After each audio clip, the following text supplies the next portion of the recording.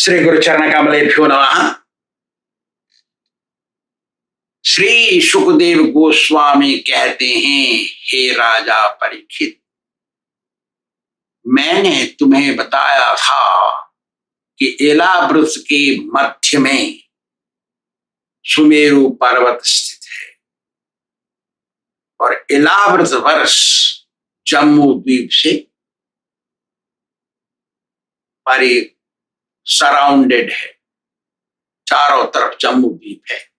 मतलब जम्मू द्वीप का सेंटर एलावृत वर्ष है और एलावृत वर्ष का सेंटर सुमेरु पर्वत है। ये जम्मू द्वीप 8 लाख मील चौड़ा है, जम्बू द्वीप। और जम्बू द्वीप इसका नाम इसलिए पड़ा क्योंकि इसमें बहुत बड़ा भारी जामुन का पेड़ है। जामुन को संस्कृत में जम्बू कहते हैं, इसलिए इसका नाम पड़ा जम्बू द्वीप। इसके चारों तरफ, जम्बू द्वीप के चारों तरफ नमकीन पानी का समुद्र है और वो इतना ही चौड़ा है। कितना चौड़ा? 8 लाख मील चौड़ा है। ये इतना चौड़ा है ये समुद्र। और ये समुद्र कैसे काम कर रहा है जम्मू द्वीप के लिए? न जैसे एक राजा ने अपना फोर्ट बनाया, किला, किले के बाहर खुदाई करके उसमें पानी भर देता है, ऐसा काम करता है समुद्र।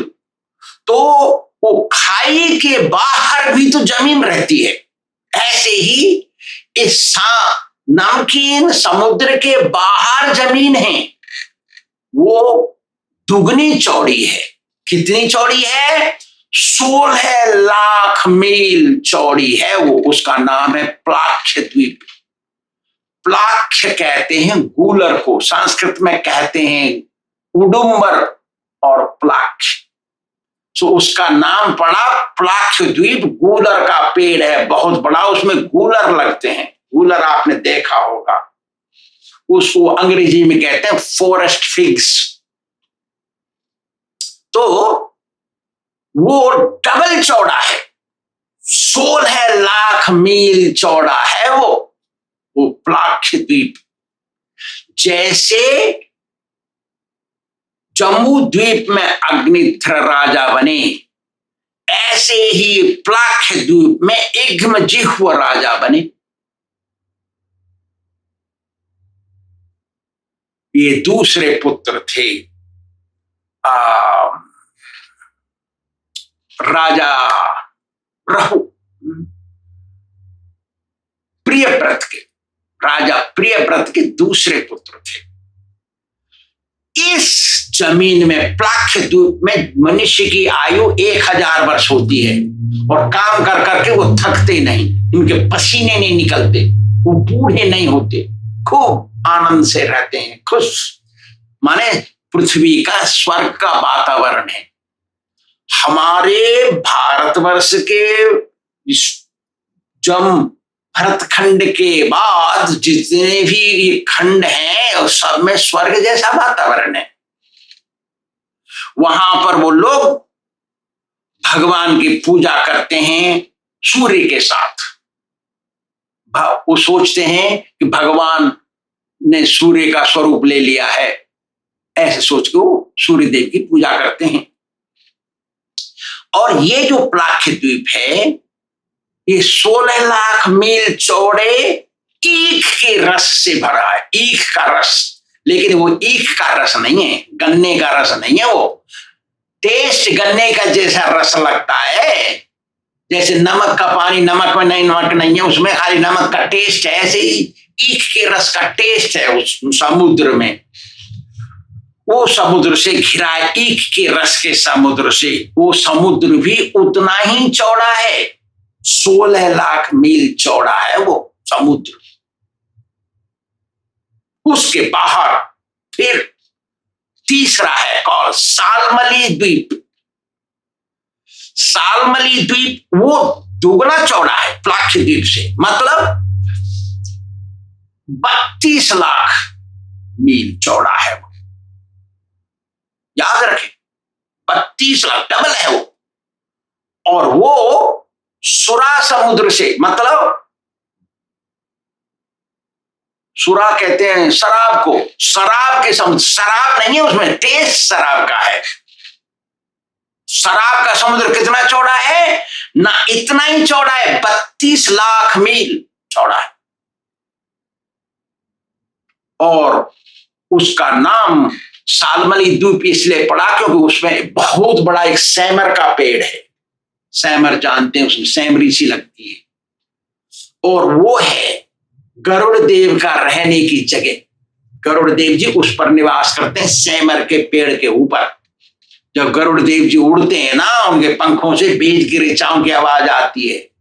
गरुड़ देव जो भगवान को लेकर चलते हैं, नारायणाय तुभ्यम नमामि, ऐसे, हे लक्ष्मीकांतम तुभ्यम नमामि, हे विश्वरूपा तुभ्यम नमामि, भगवान को नमस्कार करते रहते हैं। वो हर समय भगवान का भजन करते हैं। और ये तीसरा पुत्र यज्ञबाहु वहां का राजा बना था। उन्होंने राज्य किया था वहां, तीसरे पुत्र ने। उसके आगे है कुशद्वीप। कुशा है ना, कुशा जो तर्पण करने के लिए लगाते, यज्ञ में लगाते हैं, कुशा। वहां कुशा के बड़े बड़े झाड़ हैं, इसलिए उसका नाम कुशद्वीप पड़ा है। और वो हिरण्यरेता, प्रियव्रत के चौथे पुत्र हिरण्यरेता राजा बने थे वहां। और वो इतना ही चौड़ा, मतलब 6 करोड़ 64 लाख, 32 हो गया, 64 लाख मील चौड़ा है वो कौन, कुशद्वीप। और इतने ही चौड़े घी के समुद्र से भरा है। घी नहीं है वो, खाली टेस्ट घी का है, इतना ही है वो। इतने से घिरा हुआ है वो। उसके बाहर है उसका डबल क्रौंच द्वीप। क्रौंच उसका नाम पड़ा, क्रौंच पर्वत है वहां, बहुत बड़ा क्रौंच पर्वत, उसके नाम से ये द्वीप जाना जाने लगा। ये 128 करोड़,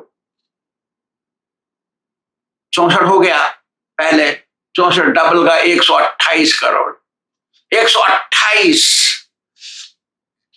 न 1,28,00,000 मील चौड़ा है वो कौन, ये क्रौंच द्वीप। और उसके बाहर है दूध का समुद्र। दूध नहीं है वो, दूध का टेस्ट है, सफेद रंग है उसका।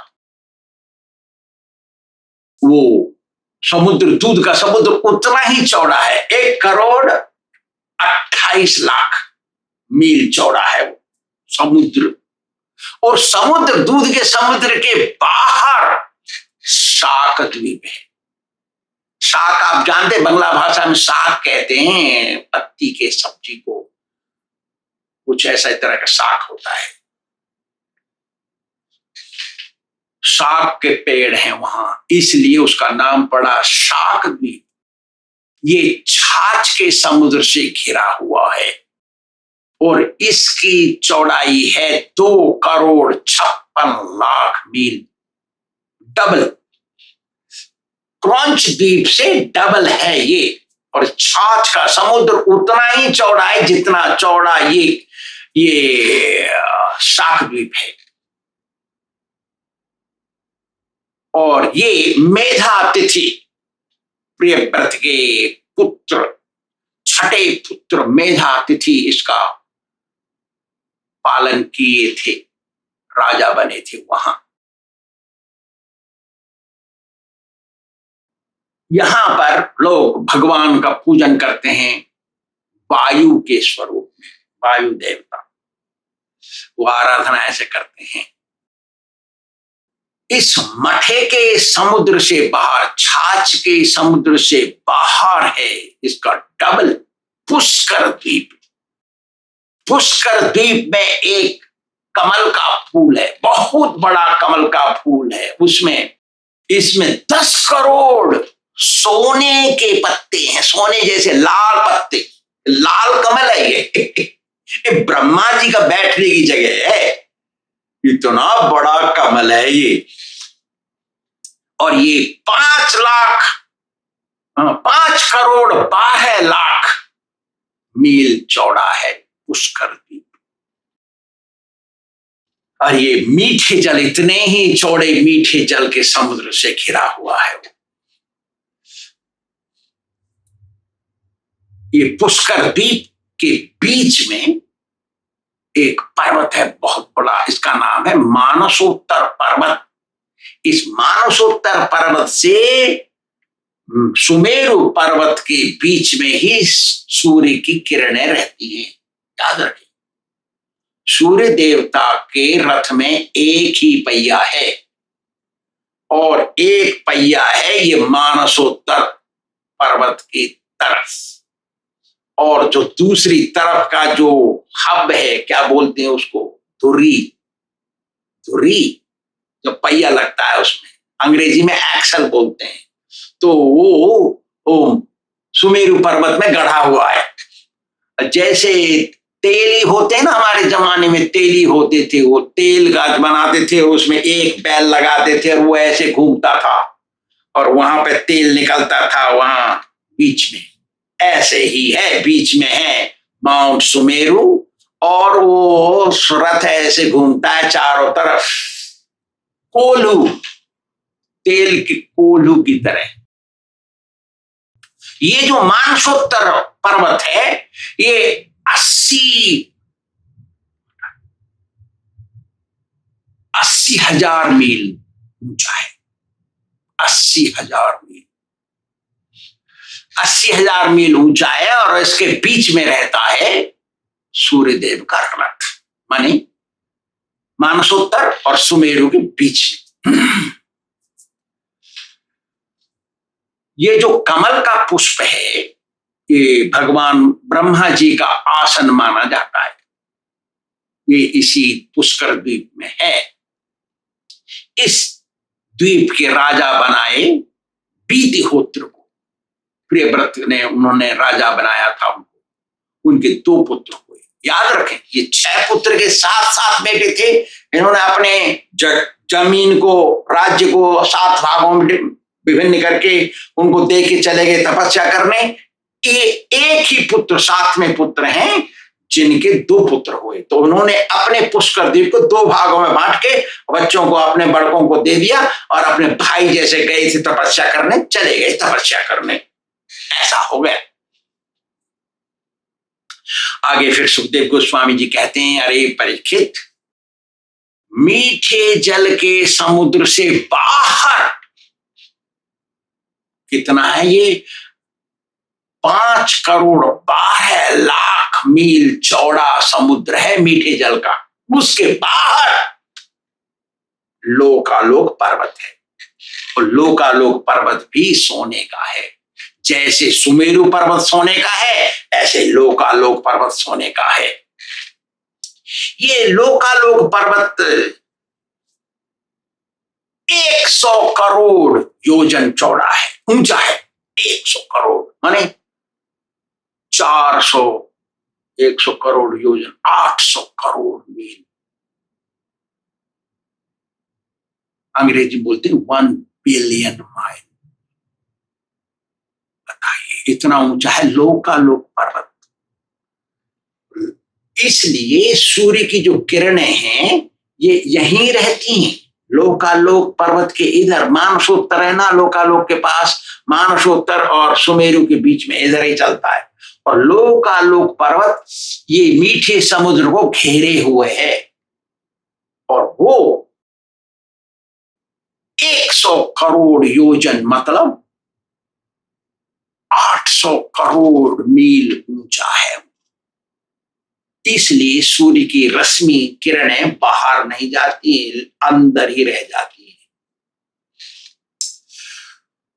मतलब ये है कि सूर्य देव का जो रथ का पहिया है वो मानसोत्तर पर्वत पर चलता है, और जो उधर है लोकालोक के पल्ली तरफ, वहां सूर्य रश्मि नहीं जाती, लेकिन वो सोने की जमीन है, सब भूमि सोने की है सब, और वो अपने आप चमकती है। जहां कुछ पड़ जाए तो कुछ नहीं दिखाई देता, सोने की जमीन है, इसलिए वहां कोई नहीं जाता, केवल देवता लोग जाते हैं खेलने कूदने। वो बहुत जोर से प्रकाशमान है, स्वयं प्रकाश है वो। और क्योंकि लोकालोक जो पर्वत है वो सूर्य की रश्मि को विभाजित करता है, इधर प्रकाश और उधर अप्रकाश, इसलिए उसका नाम रखा लोकालोक। भगवान विष्णु ने ऐसा अरेंजमेंट किया ब्रह्मा के हिसाब से कि लोकालोक पर्वत सूर्य की रश्मि को बाहर नहीं जाने देगा, ये अंदर ही रहेगा। ये जो सूर्य का प्रकाश है 3 लोगों को प्रकाश करता है, स्वर्ग, मंच, पृथ्वी और पाताल, नीचे के लोग ऊपर के लोग, इसको सारे को प्रकाश करता है। 7 आइलैंड है इसमें, 7 द्वीप हैं, सबको प्रकाश करता है, और 7 द्वीप के बाहर है लोकालोक, इसलिए वहां प्रकाश नहीं जाने देता वो। श्री सुखदेव गोस्वामी जी आगे कहते हैं, देखो परीक्षित, ये जो इतना मील ऊंचा, इतना मील चौड़ा, इतना मील ये यहाँ शुगर केन, यहाँ मठा का है, ये समुद्र इत्यादि सब सुना है तुमने, ये कोई काल्पनिक बात नहीं है। अरे जिसने इस सृष्टि को बनाया वही भगवान फिर व्यास महर्षि के स्वरूप में आए और लिखे कौन सा पर्वत कहाँ है, कौन सा पर्वत कितना ऊंचा है, कौन सा पर्वत मट्टी का है, कौन सा पत्थर का है, कौन सा सोने का है, वो कितना ऊंचा है, कितना चौड़ा है, कहाँ समुद्र है, कौन सा समुद्र है, वहां पर राजा कौन बना, ये सब उन्होंने लिखा आज से 6000 वर्ष पहले। उस संस्कृत में वैदिक स्क्रिप्चर बोलते हैं, इंग्लिश में वो वैदिक सिद्धांत में लिखा हुआ है, ये काल्पनिक विचार नहीं है। परीक्षित महाराज को विश्वास हुआ, विश्वास होना चाहिए। अरे परीक्षित, लोकालोक और सुमेरु पर्वत से लोकालोक तक समुद्रों समेत 50 करोड़ योजन है। योजन, 1 योजन 8 मील का होता है। 50 करोड़ में 8 का गुणा करो, और मेरे को हिंदी नहीं मालूम, आप हिसाब लगाओ। 50 करोड़ 400 करोड़ 400 करोड़ 400 करोड़ 400 करोड़ देख लीजिए, 400 करोड़ होगा, इतना मील है ये लोकालोक से सुमेरु तक। इतनी भूमि जो 7 है ना फेरे, मैं एक नक्शा बनाऊंगा एक दिन, इसका नक्शा मैं बनाऊंगा, वो बहुत अच्छा बनाऊंगा और उसको दिखाऊंगा आपको। मेरे को हाथ से बनाऊंगा, अब उबड़ खाबड़ बन जाए तो मैं कोई आर्किटेक्ट नहीं हूं, तो हंसना मत, दिखाऊंगा आपको। तो ये 400 करोड़ है ये चौड़ाई, और ये गोल है सब चारों तरफ, लाइक दैट। और लोकालोक की ऊंचाई इसकी चौथाई है। 400 करोड़ मतलब 100 करोड़ मील ऊंचा है वो, एक चौथाई।